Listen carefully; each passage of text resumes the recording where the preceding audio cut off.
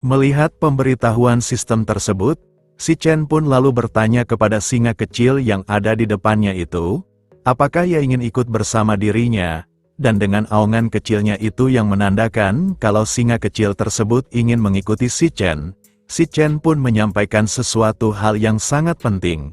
Kalau mulai di detik itu, dirinya akan menaklukkan setiap lantai di Devil Tower tersebut satu persatu.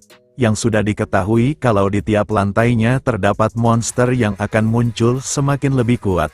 Si Chen berkata kepada singa kecil itu kalau dirinya bisa saja terluka atau bahkan kehilangan nyawa. Dan dengan resiko seperti itu, si Chen pun bertanya kembali, apakah singa kecil itu benar-benar ingin mengikutinya. Dan dengan aungan kecilnya itu yang menandakan kalau ia tidak takut sama sekali. Si Chen pun menerima kontrak bis tersebut. Dan akhirnya, Lion King Leo pun menjadi kontrak bis si Chen yang akan menjadi partner dalam pertempuran yang akan datang. Setelah kontrak terjalin, si Chen pun lalu mengajak Leo untuk pergi memasuki lantai selanjutnya, dan setelah mengingatkan Leo untuk terus berhati-hati pada saat memasuki lantai tersebut, si Chen yang masuk ke lantai itu pun terlihat terkejut. Karena suasana wilayah lantai kedua seperti di tebing-tebing curam dengan aliran larva yang berjatuhan di atas mereka, yang hal itu pun membuat si Chen merasa kepanasan. Di dalam perjalanannya menelusuri setiap sisi dari tempat tersebut, pada saat si Chen sedang memikirkan apa yang akan ia temui di lantai yang ia masuki itu, tak diduga serangan kejutan yang berasal di belakangnya pun langsung melesat dan mengarah ke arahnya. Dan si Chen yang telat menyadari serangan tersebut, serangan itu yang mengenai telak tubuhnya itu yang langsung melubangi tubuhnya yang sangat besar. Si Chen pun yang seketika mati pun langsung dikirim ke dunia aslinya kembali. Si Chen yang terbangun karena terbunuh oleh serangan kejutan tersebut pun bertanya-tanya, monster kuat apa yang ada di dalam lantai kedua yang ia masuki itu. Dan saat si Chen sedang memikirkan hal tersebut, dia pun mendengar suara adiknya yang menyuruhnya untuk keluar dari kamarnya. Karena hari sudah berganti siang, adiknya itu berkata kalau si Chen harus segera keluar dan memakan sarapan yang telah ia buat untuk kakaknya tersebut. Melihat makanan mewah yang disiapkan oleh adiknya itu pun si Chen berkata, kalau sarapan di pagi itu sudah seperti pesta perayaan saja. Dan di sisi Xiao Yun yang sudah bersiap-siap untuk pergi. Sambil memakan sebuah roti tawar, Xiao Yun berkata kepada kakaknya itu, jika dirinya sudah selesai sarapan di pagi tersebut, Xiao Yun meminta kakaknya itu untuk langsung mencuci piring dari bekas sarapannya, dan tak lupa juga Xiao Yun mengingatkan kakaknya itu untuk menjemur cucian yang ada di mesin cuci. Sebelum meninggalkan tempat tinggal mereka, si Chen yang melihat adiknya terburu-buru untuk pergi di hari tersebut pun bertanya mau pergi kemana. Karena mereka sudah memasuki liburan musim panas. Tapi Xiao Yun masih terlihat sibuk. Xiao Yun pun berkata kalau ia ada kerjaan.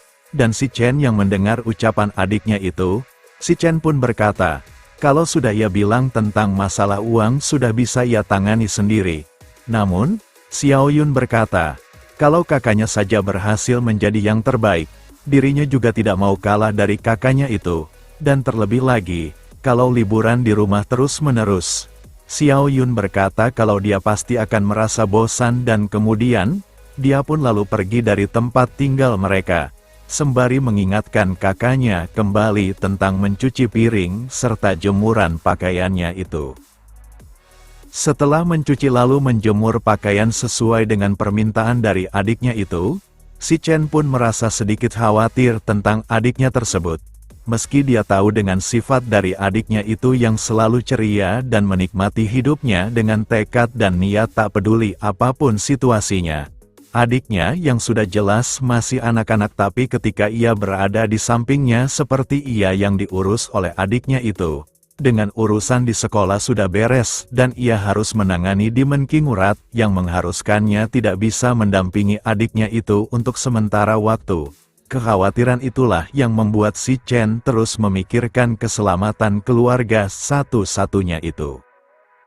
Di saat si Chen terus memikirkan bagaimana cara untuk menjaga adiknya dari hal-hal yang bisa membahayakan nyawanya itu, si Chen pun terpikir sesuatu hal, dan setelah memfokuskan untuk memanggil Leo, ternyata apa yang dipikirkannya itu bisa ia lakukan. Dengan ia memanggil contracted beast-nya dari Dream Space Devil Tower untuk menyuruhnya mengikuti Xiao Yun saat ia tidak ada di sisinya. Bahkan ia juga bisa tahu pada saat adiknya itu sedang dalam bahaya dan langsung bisa berpindah ke tempat adiknya itu. Hal tersebut benar-benar sangat efisien. Dan melihat Xiao Yun sejak kecil suka terhadap hewan seperti anjing dan kucing, melihat Leo yang sangat imut, si Chen beranggapan kalau Xiao Yun pasti akan menyukai bis kontraknya itu. Namun setelah melihat Leo petakilan yang membuat barang-barang di sekitarnya menjadi rusak, si Chen pun menjadi ragu, kalau adiknya itu bisa menyukai bis kontraknya itu. Di salah satu sudut kota, di hari yang sudah akan berganti malam, terlihat sebuah CCTV di tempat tersebut rusak parah oleh perbuatan seseorang. Dan di tempat tersebut yang terlihat seorang awakening yang terluka parah sedang bertarung dengan lawannya itu. Dia yang ketakutan pun menyuruh lawannya itu untuk menjauhi dirinya. Namun musuhnya tersebut yang ternyata adalah seekor monster. Dengan tangannya itu, monster tersebut pun langsung menusuk pria itu sampai menembus badannya. Dan setelah membunuh pria tersebut, monster itu pun langsung melahap pria tersebut untuk meningkatkan kekuatannya. Di sisi Xiao Yun, dia yang terlihat lesu sambil membawa 2 minuman di tangannya itu. Ternyata itu akibat ia merasa capek karena terlalu sibuk melayani pelanggan yang membeli milk tea. Dan pada saat di perjalanannya menuju ke tempat tinggalnya itu, pada saat ia melewati jalan yang sepi, terdengar seseorang yang memanggilnya, dengan dia yang berkata kalau akhirnya ia bisa menemukan Xiao Yun di tempat tersebut. Ternyata orang yang memanggilnya itu adalah Jin Duoxin, yang dikenal sebagai primadona di sekolahnya yang dieluh-eluhkan oleh para wanita. Dia dengan sok eksis sambil membawa buket bunga mawar yang akan ia berikan kepada Xiao Yun. Dia yang berkata kalau di pertemuan terakhir mereka Xiao Yun langsung pulang dan melewatkan undangan kencan darinya itu. Xiao Yun tidak perlu mengkhawatirkan hal tersebut, karena di malam hari tersebut, Jin Duoxin menyewa kembali seluruh lantai atas di Zifeng Tower untuk berkencan dengan dirinya. Xiao Yun yang tertunduk pun lalu bertanya kepada Jin Duoxin, kenapa dirinya bisa tahu tempat tinggalnya itu, dan dengan sombongnya, dengan mengandalkan koneksi ayahnya yang sebagai direktur rumah sakit nomor 1, untuk mencari informasi seseorang. Jin Duoxin berkata kalau itu sangatlah mudah. Xiao Yun yang mendengar itu pun sambil meninggalkannya berkata, kalau kehidupan mereka sangat jauh berbeda, dan karena hukum sosial tersebut, Xiao Yun meminta Jin Duoxin untuk jangan menemuinya lagi. Namun, Jin Duoxin yang tersinggung dengan perkataan Xiao Yun pun lalu meraih tangannya dan kemudian berkata, apakah Xiao Yun tahu betapa sulitnya ia menyewa seluruh kantai di Zifeng Tower? Ditambah ia juga sudah mengundang beberapa teman untuk hadir. Jika Xiao Yun tidak datang, Jin Duoxin berkata kalau ia pasti akan sangat malu oleh teman-temannya itu. Xiao Yun yang terlihat mulai marah pun lalu berkata kepada Jin Duoxin, kenapa dirinya harus peduli tentang hal tersebut? Ditambah Jin Duoxin tiba-tiba muncul di depan rumah orang seperti itu. Xiao Yun berkata kalau itu benar-benar sangat mengerikan. Jin Duoxin pun terlihat marah. Dia yang kemudian menghina Xiao Yun yang dari kalangan orang miskin. Seharusnya Xiao Yun merasa bersyukur, karena ia sudah disukai olehnya yang dikenal sebagai primadona di sekolah mereka. Dan pada saat ia akan mengintimidasi Xiao Yun dengan menyundulkan kepalanya dengan keras ke muka Jin Duoxin yang membuatnya tertunduk karena kesakitan, Xiao Yun yang ada di belakangnya pun berkata, kalau Jin Duoxin seharusnya memeriksa isi kepalanya yang sangat busuk itu di rumah sakit ayahnya tersebut, dan sambil meninggalkannya dengan suasana marah, Xiao Yun berkata kepada Jin Duoxin, kalau dia berani-berani mengganggunya lagi, dia akan memberikan pelajaran lebih keras daripada yang sekarang.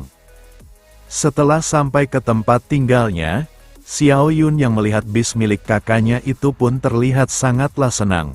Karena bentuknya yang imut itu, Xiao Yun benar-benar sangat menginginkannya.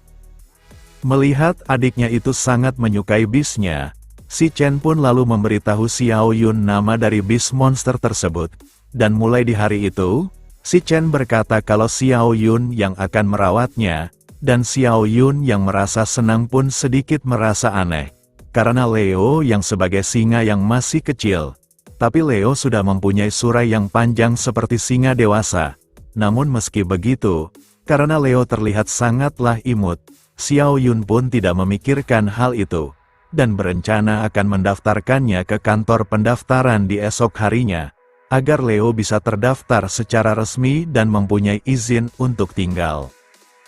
Melihat Xiao Yun merasa senang, si Chen pun merasa lega, karena secara tidak langsung, dirinya bisa mengawasi adiknya itu, dan tak berselang lama, sebuah pesan pun muncul, dan setelah melihatnya, pesan itu adalah pesan dari Biro Pengawasan dan Administrasi Guild, dan setelah permohonannya sudah disetujui sebagai seorang awakening yang terdaftar, akhirnya si Chen pun bisa melanjutkan rencana selanjutnya, yaitu memenangkan pertandingan penentuan, yang akan diadakan 6 hari lagi dari sekarang.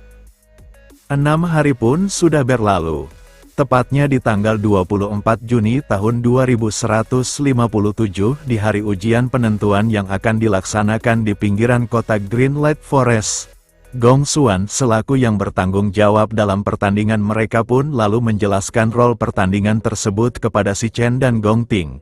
Kalau setelah melakukan diskusi, pihak sekolah memutuskan bahwa ujian penentuan tersebut akan dilaksanakan di dalam Wild Lair di Greenlight tersebut, dan peralatan scanning sudah mengkonfirmasi kalau Wild Lair tersebut berperingkat rank D.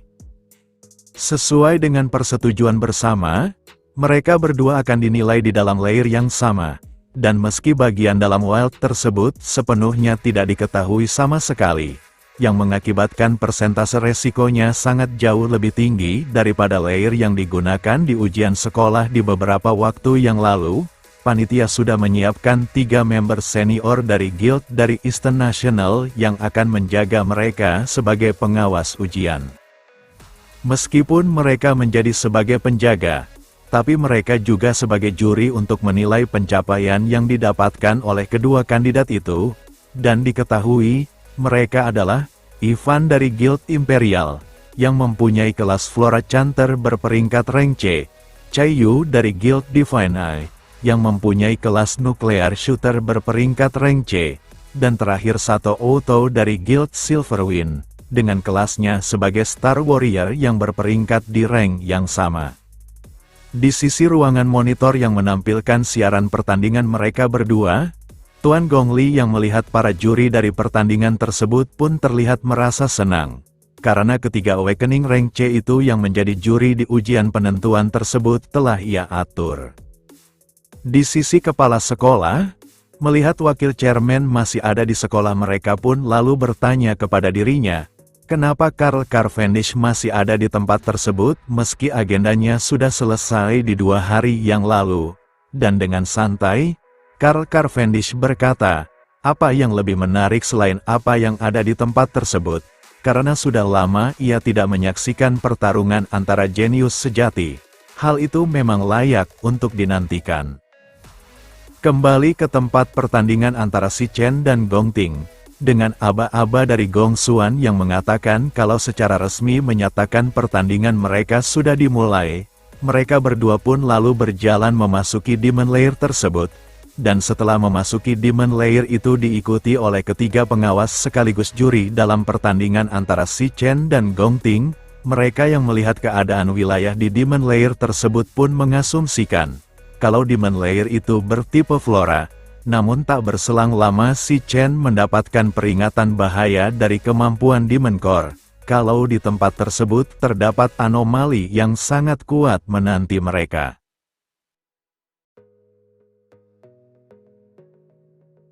Next, kita lanjut di part selanjutnya. Terima kasih.